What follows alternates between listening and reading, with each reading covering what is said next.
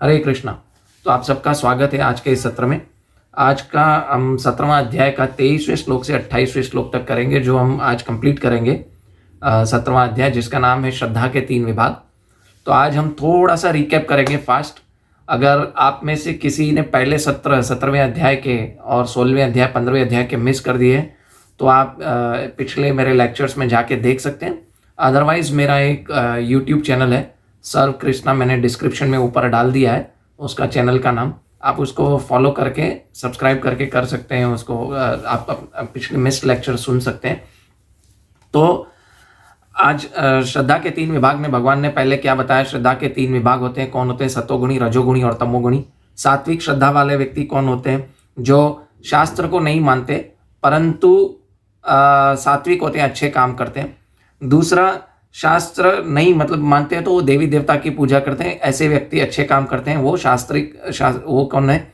वो सात्विक श्रद्धा वाले हैं। जो शास्त्र नहीं मानते और अपने हिसाब से कार्य करते हैं वो कौन है? वो रजोगुणी तथा तमोगुणी व्यक्ति हैं। जो शास्त्र मानते हैं और लेकिन शास्त्रों के निष्कर्ष तक नहीं पहुंचते हैं वो भी व्यक्ति सतोगुणी कहलाता है। जैसे मायावादी लोग, ठीक है, आर्य समाजी लोग, इन लोगों को एक्चुअली आर्य समाजी तो असुर में आते हैं क्योंकि वो अपने हिसाब से कार्य कर रहे हैं, परंतु मायावादी लोग हो गए, है ना, जो शास्त्रों के निष्कर्ष तक नहीं पहुंचते हैं वो सतोगुणी व्यक्ति हैं। परंतु जो व्यक्ति सात्विक भी है और प्लस क्या है, शास्त्रों को मानता भी है और भगवान का जो शास्त्रों के निष्कर्ष को जानता है, वो व्यक्ति क्या है? निर्गुण है, यानी भक्त है। ये हमने देख लिया। फिर हमने देखा कि 3 प्रकार के यज्ञ, मतलब यज्ञ, दान और तपस्या और भोजन, 3 प्रकार के भगवान ने डिटेल में बताया। सतोगुणी, रजोगुणी और तमोगुणी कैसे होता है। फिर भगवान ने बताया कि सतोगुणी मतलब शास्त्र को फॉलो करने में ऐसा व्यक्ति क्यों शास्त्रों को फॉलो करता है, सतोगुणी व्यक्ति, क्योंकि वो उसको शास्त्रों में, जिसको सतोगुणी कहा गया, ना कि भक्त, ठीक है। कुछ लोग होते हैं जो सतोगुणी होते हैं, शास्त्रों को फॉलो करते हैं परंतु वो भगवान को क्या मानते हैं कि वो सिर्फ धर्म को फॉलो करते हैं। ऐसे व्यक्ति क्या होता है कि धर्म को फॉलो करने में फंस जाते हैं और वो धर्म से आसक्त होकर, ना कि कृष्ण से आसक्त होते हैं। इसीलिए उनको क्या होता है कि सतोगुणी इसलिए रहते हैं क्योंकि उनको सतोगुणी रहने में मजा आता है, उनको सुख मिलता है, धर्म को फॉलो करने में सुख मिलता है, पर वो धर्म से आ सकते हैं, ना कि कृष्ण से आ सकते हैं, ठीक है। तो ये सतोगुण में फंसे रहते हैं कुछ व्यक्ति, ये भी भगवान ने बताया। तो निर्गुण अवस्था मतलब जो भी कार्य किया जाए कृष्ण के लिए किया जाए। तो अभी ये कार्य कैसे करें, ठीक है। और आज के इस सत्र में हम समझेंगे कि भगवान आगे बताएंगे ओम तत्सत का मतलब। आपने देखा होगा बहुत सारे लोग ओम तत्सत, हरि ओम तत्सत बोलते हैं। तो ओम तत्सत का एक्चुअली मतलब क्या है, भगवान इस अगले 4 श्लोकों में बताएंगे और 6ठे श्लोक में बताएंगे जो ये नहीं करता उसका क्या होता है, ठीक है। तो आइए हम शुरू करते हैं 17वें अध्याय का 23वां श्लोक और उसका हम समझने की कोशिश करेंगे। ओम तत्सत इति निर्देशो ब्रह्मण त्रिविध स्मृतः ब्राह्मणास्तेन वेदाश्च यज्ञाश्च विहिताः पुराः। यानी भगवान कह रहे हैं सृष्टि के आदिकाल से ओम तत्सत ये 3 शब्द परम ब्रह्म को सूचित करने के लिए प्रयुक्त किए जाते रहे हैं। ये तीनों सांकेतिक अभिव्यक्तियों ब्राह्मणों द्वारा वैदिक मंत्रों का उच्चारण करते समय ब्रह्म को संतुष्ट करने के लिए यज्ञों के समय प्रयुक्त होती है। अभी भगवान यहाँ पे क्या बता रहे हैं कि ओम तत्सत, ओम जो है वो मैं ही हूं, यानी अगर आप जो भी कार्य करते हो, यानी भगवान यहाँ पे यह बता रहे हैं ना कि जो भी कार्य करते हैं कृष्ण का नाम लेते हैं वो ओम कृष्ण ही है, ठीक है। भगवान ने 9वें अध्याय के 17वें श्लोक में भी बता दिया था कि पितामहस्य जगतो माता धाता पितामह वेदम पवित्रम ओमकारा ऋग साम च यजुरेव च। यानी भगवान ने बताया कि ओम भी मैं हूँ, वेदम पवित्रम ओमकारा, वेदों का लक्ष्य ही मैं हूँ और ओम जो है वो मैं हूँ, ओम कृष्ण से भिन्न नहीं है। तो जो भी व्यक्ति भगवान का नाम लेता है, ओम तत्सत नाम ले रहा है, वो एक्चुअली में कृष्ण का नाम ले रहा है। लेकिन कलयुग में हरे कृष्ण महामंत्र है, कृष्ण हरे कृष्ण बोलेंगे वो उसमें ओम आ जाता है, सम्मिलित है उसमें, ठीक है। तो आइए हम इसका तात्पर्य पढ़ेंगे और थोड़ा समझने की कोशिश करेंगे कि भगवान यहाँ पे क्या कह रहे हैं। यह बताया जा चुका है कि यज्ञ दान तपस्या, देखिए यज्ञ दान तपस्या जो भी करते हैं वो ओम तत्सत कह के करा जाता है। लेकिन वो ओम जो है वो भगवान श्री कृष्ण के लिए ही है, ठीक है। और यज्ञ दान तपस्या जो भी किया जाता है वो भगवान श्री कृष्ण के लिए ही किया जाता है। तो यज्ञ दान तपस्या तथा भोजन 3 भेद हैं, सात्विक, राजसिक तथा तामसिक।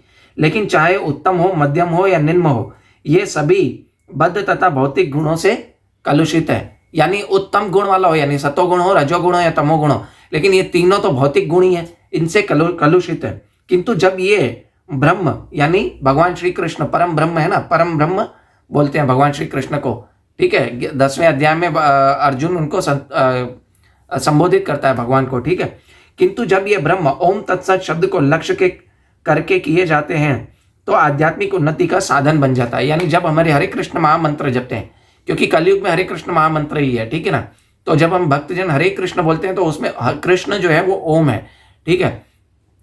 तो वो क्या कहा गया है कि वो भगवान को संबोधित किया जाता है तो हम तीनों गुणों से ऊपर उठते हैं। जब हम भगवान की भक्ति करेंगे तो तीनों गुणों से ऊपर उठेंगे, और तीनों गुणों से ऊपर उठने के लिए हमें अविभिचारण भक्ति करनी है। भगवान ने 14वें अध्याय के 26वें श्लोक में क्या कहा था कि माम चव्यो अभिचारण भक्ति योगेन सेवते सगुणान समतेतान ब्रह्म भूयाय कल्पते, ठीक है। वो तीनों गुणों से ऊपर धीरे धीरे कल्मशों से ऊपर उठता है। ओम तत्सत ये 3 शब्द विशेष रूप से परम सत्य भगवान के सूचक हैं। देखिए आ गया ना, श्रील प्रभुपाद ने बता दिया भगवान परम सत्य कौन है, भगवान है और कोई नहीं है, भगवान श्री कृष्ण परम सत्य है। वैदिक मंत्रों में ओम शब्द सदैव रहता है। आप कोई भी वैदिक मंत्र जप लीजिए उसमें ओम हमेशा रहता है, ठीक है ना। फिर भगवान यहाँ पे क्या बता रहे हैं कि आगे का थोड़ा परपट पढ़ेंगे कि ओम तद विष्णु, जब भी ऐसी वैदिक मंत्र या परमेश्वर का नाम लिया जाता है तो वैदिक मंत्रों के से लिए जाते हैं। यानी भगवान श्री कृष्ण का नाम वैदिक मंत्रों से लिया जाता है, ठीक है। ये तीनों मिलकर ओम तत्सत कहे जाते हैं। आदिकाल से प्रथम जीव ब्रह्मा ने यज्ञ के लिए उन्होंने सिद्धांत का पालन किया जाता रहा है, अतः इस मंत्र का आध्यात्मिक महत्व है। अतः भगवत गीता के अनुसार कोई भी कार्य ओम तत्सत के लिए अर्थात भगवान के लिए किया जाना चाहिए। आ गया ना, भगवान श्री कृष्ण के लिए कोई भी कार्य किया जाना चाहिए ओम तत्सत। वो कैसे, वो आगे भगवान बताएंगे, ठीक है, कि अर्थात भगवान के लिए किया जाना चाहिए। जब भगवान तीनों शब्दों द्वारा तप, दान तथा यज्ञ संपन्न किया जाता है कोई, तो ये कृष्ण भावना मारित कार्य हो जाता है। यानी ये भगवान यहाँ पे श्रील प्रभुपाद भक्ति की बात कर रहे हैं, ठीक है, कि जो भी कार्य करो भगवान श्री कृष्ण के लिए करो।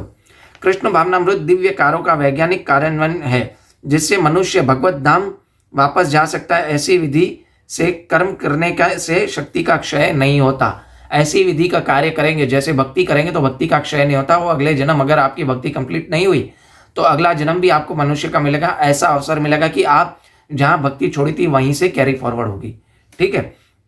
अभी यहाँ पे भगवान तीनों ओम, तत् और सत का अलग अलग मतलब बताएंगे कैसे किया जाना चाहिए, ठीक है।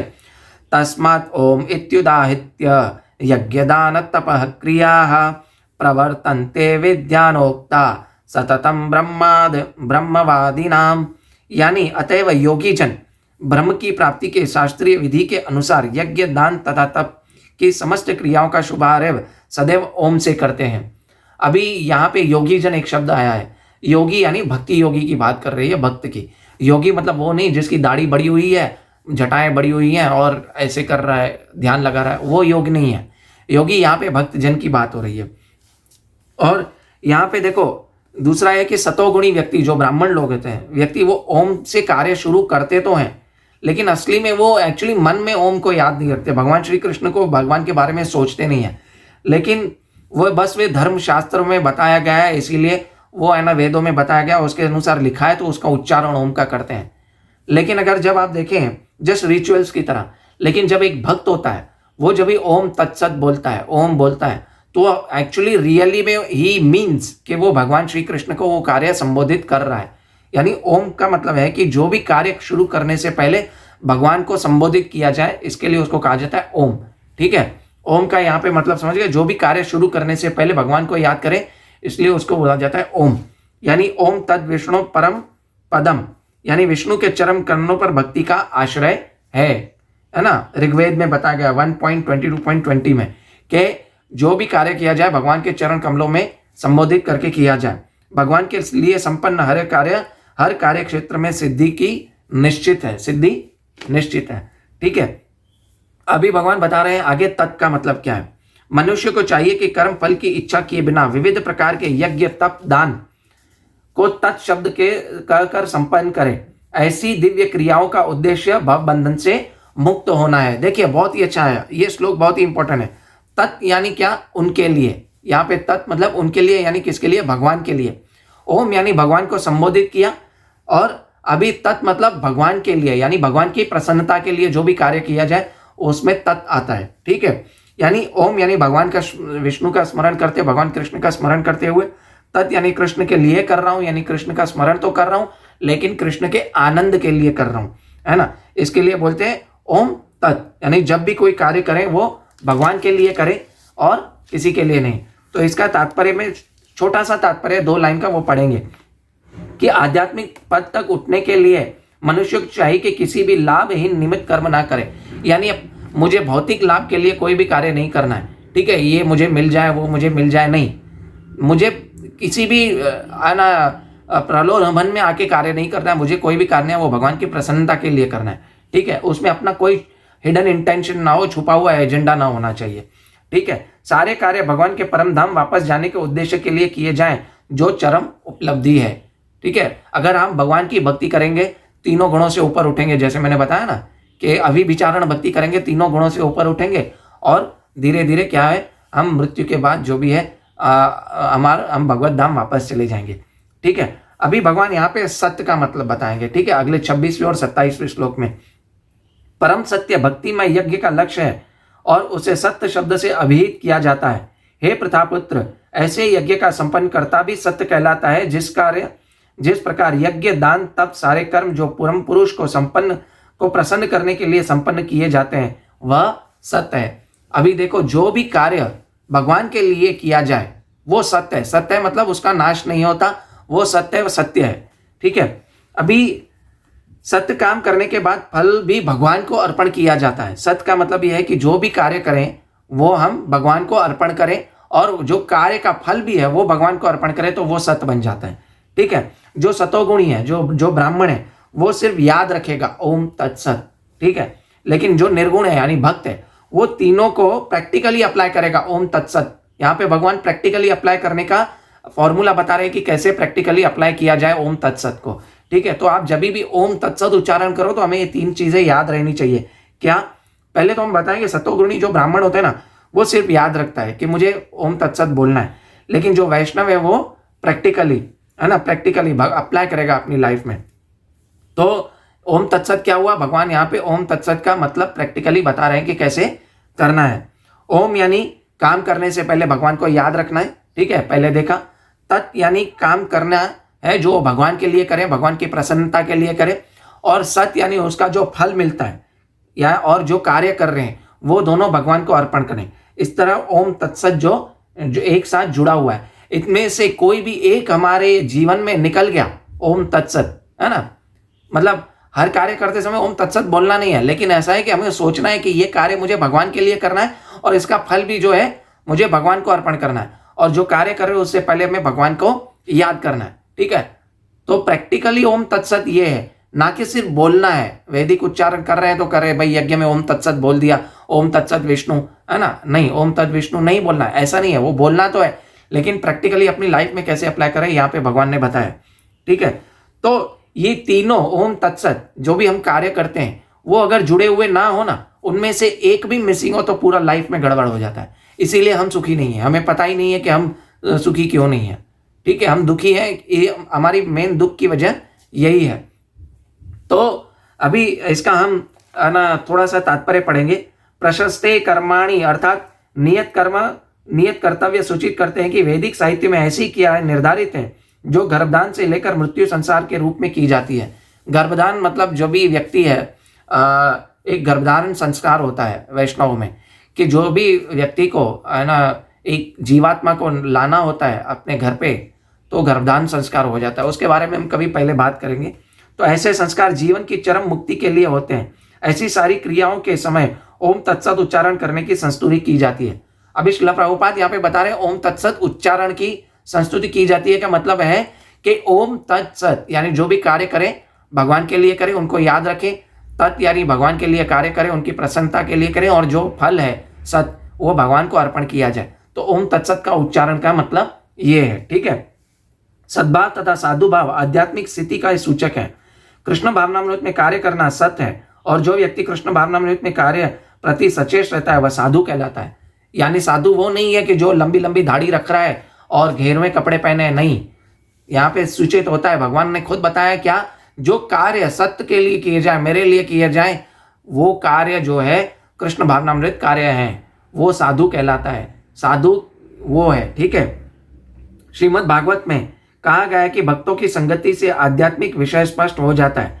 इसके लिए सताम प्रसंगात का शब्द व्यवहृत है। बिना सत्संग के दिव्य ज्ञान उपलब्ध नहीं हो जाता, ठीक है। पहले लोग संग बोलते थे, अभी सत्संग इसके लिए बोला जाता है कि हमें सत्य का संग मिले, वैष्णवों का संग मिले, हमें साधु शास्त्र और क्या बोलते हैं वैष्णवों का संग मिलना चाहिए, तो ही हम आध्यात्मिक जगत में प्रगति कर सकते हैं, अदरवाइज नहीं कर सकते।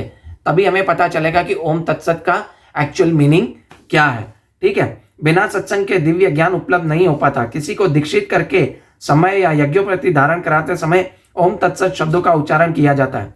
इसी प्रकार सभी प्रकार के यज्ञ करते समय ओम तत्सत या परम ब्रह्म की चरम लक्ष्य होता है। तदर्थमय का शब्द यहाँ प्रतिनिधित्व करने वाले किसी भी कार्य की सेवा करने का सूचक है, जिसमें भगवान के मंदिर में भोजन पकाना तथा सहायता करने की सेवाओं के यश का प्रसार करने वाला अन्य कोई भी कार्य सम्मिलित है। यानी प्रचार करते समय भगवान का कोई भी कार्य प्रचार कर रहे हो, इवन आप प्रसादम भी बना रहे हो और वो डिस्ट्रीब्यूट कर रहे हो, प्रचार करने में कुछ भी हेल्प कर रहे हो, तो वो क्या है, वो ओम तत्सत में इंक्लूडेड हो जाता है कार्य, क्योंकि आप भगवान श्री कृष्ण के लिए कार्य कर सकते हो। इस तरह ओम तत्सत समस्त कार्यों को पूरा करने के लिए कई प्रकार से प्रयुक्त किए जाते हैं। अभी एक यहाँ पे प्रश्न उठता है कि जिसकी श्रद्धा ओम तत्सत में नहीं है उसका क्या होगा, ठीक है। तो भगवान आगे बताएंगे। उससे पहले मैं आपको बता रहा हूँ कि जो भी देख रहा है वो आपके मन में कोई भी प्रश्न है तो अभी पूछ सकते हैं, ठीक है। अश्रद्धायां हुततदं तपस्तपं कृतं च यत् असदित्य उच्यते पार्थ न च तत्प्रयत्य नो इह। यानी भगवान क्या बता रहे हैं कि हे पार्थ, श्रद्धा के बिना यज्ञ दान तप के रूप में जो कोई भी किया जाता है वह नश्वर है, वह असत कहलाता है और इस जन्म तथा अगले जन्म दोनों में ही व्यर्थ हो जाता है। भगवान ने क्या बताया यहाँ पे देखिए, जो जिनकी श्रद्धा के बिना, श्रद्धा यानी जिनकी शास्त्रों में श्रद्धा नहीं है, उस हिसाब से वो यज्ञ दान तपस्या भोजन नहीं करता है, वह क्या है, वह सब नश्वर है, वो आपका कोई फल नहीं देगा। और ऐसा कार्य क्या कहला जाता है, असत कहा जाता है। और ऐसा कार्य असत कहता है, उसका कार्य का क्या, न इस जन्म में फल मिलता है न अगले जन्म में फल मिलता है, दोनों का फल भी असत होता है, मतलब दोनों का फल भी व्यर्थ ही जाता है। तो भगवान यहाँ पे इसके लिए ये बता रहे हैं कि वह ऐसी, चाहे शास्त्रों की श्रद्धा के बिना कार्य जो भी किया जाए वह हमेशा नश्वर है, वो चाहे कितने भी अच्छे कार्य ना हो। यानी बहुत सारे लोग है ना अच्छे कार्य करते हैं, हमारी दृष्टि से बहुत सारे लोग अच्छे अच्छे कार्य कर रहे हैं, फिलैंथ्रोपिक वर्क कर रहे हैं, वृद्धाश्रम खोलना, अनाथाश्रम खोलना, है ना, चैरिटी करना, एनजीओस चलाना, लेकिन वो व्यर्थ है। ऐसे कार्यों में अगर आप दान दें वो तामसी दान है। क्यों? क्योंकि हमें पता नहीं है कि उस दान का क्या हो रहा है। इसके बारे में हमने पिछले सत्र में बात की थी, ठीक है। तो इससे यहाँ पे पता चल जाता है जो शास्त्र के हिसाब से यज्ञ दान तपस्या भोजन नहीं करता है वो व्यक्ति के जो भी कार्य वो नश्वर है, वो असत है, ठीक है। तो वो क्या कहलाएगा, वो असत कहलाएगा, उनका कोई फल नहीं मिलता। और ऐसा व्यक्ति जो कोई भी कार्य करता है वो सिर्फ और सिर्फ अपने आप को नीच योनि में अथवा नरक की तरफ धकेलता है। वो व्यक्ति स्वर्गवासी भी नहीं बन सकता, वैकुंठवासी तो दूर की बात है, वो व्यक्ति स्वर्गवासी भी नहीं बन सकता, ठीक है। वो व्यक्ति हमेशा नरकवासी ही रहेगा, हमेशा नरक में जाएगा, ठीक है। तो अगर आपका कोई भी प्रश्न है तो पूछे, तब तक मैं इस का तात्पर्य पढ़ता हूं, ठीक है। चाहे यज्ञ दान या तप हो, बिना आध्यात्मिक लक्ष्य का व्यर्थ रहता है। अतः इस श्लोक में घोषित किया गया है कि ऐसे कार्य कुत्सित हैं। प्रत्येक कार्य कृष्ण भावनामृत में रहकर ब्रह्म के लिए किया जाना चाहिए। संपूर्ण वैदिक साहित्य में भगवान में श्रद्धा की संस्तुति की गई है। देखिए, हर वेदों को शास्त्रों का लक्ष्य क्या है, वो भगवान की संस्तुति का लक्ष्य किया गया है, वो भगवान के लिए कार्य किया जाना चाहिए।